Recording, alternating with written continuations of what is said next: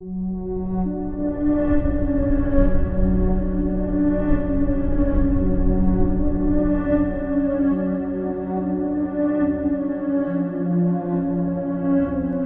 sejahtera semuanya. Jumpa lagi di channel Cerita Beda Alam. Kali ini, saya akan membawakan sebuah kisah yang berjudul Kutukan Rumah Warisan. Sebelum kita mulai, jangan lupa untuk menekan tombol like video ini dan aktifkan juga lonceng notifikasinya agar tidak ketinggalan cerita-cerita horor lainnya di channel ini. Dan bagaimana kisahnya? Langsung saja kita mulai ceritanya. Tari adalah seorang perempuan yang hidup mewah sebagai anak seorang pengusaha sukses bernama Anwar. Namun, di balik kehidupannya yang tampak sempurna, Tari harus merawat ibunya, Mirna, yang mengalami keguguran berulang kali tanpa penyebab medis yang jelas. Keganjilan ini menimbulkan kecurigaan dalam benak Tari, yang akhirnya bertekad menyelidiki misteri di balik penderitaan ibunya. Cerita dimulai saat Tari membawa ibunya ke rumah sakit karena pendarahan hebat. Dokter terpaksa mengangkat janin yang dikandung Mirna, namun semua terkejut ketika melihat janin tersebut mati terlilit rambut. Setelah janin dikubur di belakang rumah orang tua Mirna, kondisi Mirna semakin memburuk, meskipun dokter tidak menemukan penyakit fisik yang jelas. Di tengah situasi ini, muncul konflik lain dalam keluarga, yaitu kehadiran adik Anwar, Suban, yang terus mendesak agar rumah warisan orang tua mereka dijual. Namun, Anwar bersikeras mempertahankannya. Tari mulai mencurigai pamannya sebagai penyebab penderitaan ibunya dan menuduhnya mengirim santet.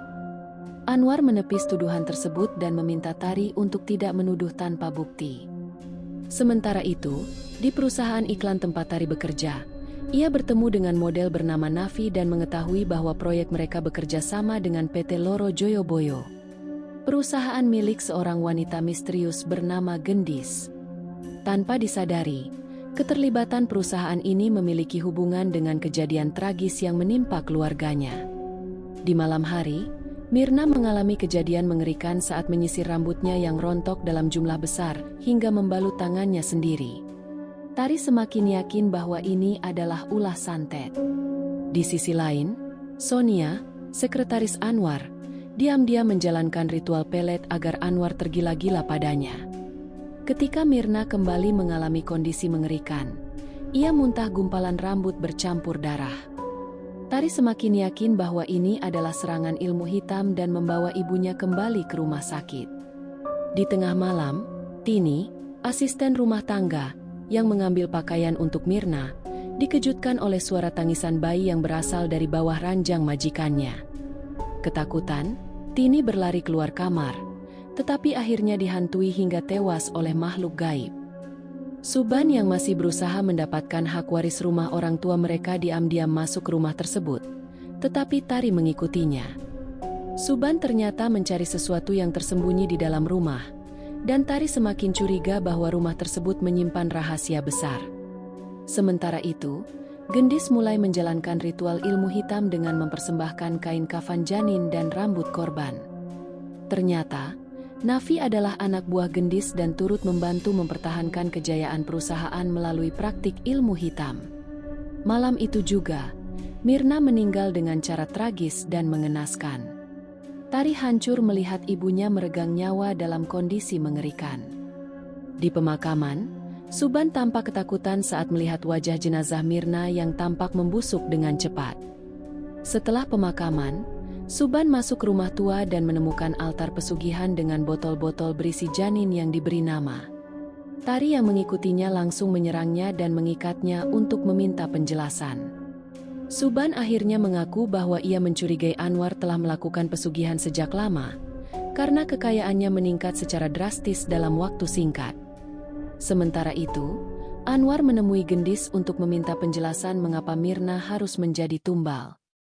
Gendis mengingatkan bahwa Anwar dulu hanyalah pria miskin yang ia bantu hingga menjadi kaya. Ia juga mengancam bahwa jika perjanjian pesugihan dibatalkan, maka Anwar akan lebih miskin dari sebelumnya. Anwar mulai menyesali keputusannya dan mencoba mencari cara untuk menghentikan kutukan ini. Di sisi lain, Tari menemukan kitab ritual di rumah tua tersebut dan menyadari bahwa Loro Joyoboyo memiliki kaitan erat dengan ilmu hitam.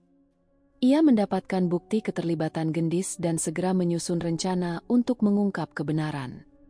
Sementara itu, Nafi menggali kuburan Mirna dan mengambil kain kafan untuk diserahkan kepada Gendis.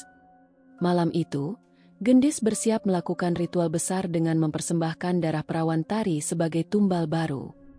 Tari dan Suban bergegas menuju rumah Gendis. Anwar, yang sudah berada di sana, berpura-pura menurut pada Gendis, tetapi diam-diam merencanakan pembunuhan. Saat Gendis lengah, Anwar menusuk lehernya dengan keris pusaka. Namun, Gendis yang telah memperoleh kekuatan gaib bangkit kembali dan menyerang Anwar. Tari dan Suban berhasil menyelinap masuk dan menemukan ayahnya dalam kondisi sekarat. Gendis yang murka mencoba membunuh Tari, tetapi Tari menemukan patung iblis yang menjadi sumber kekuatan Gendis.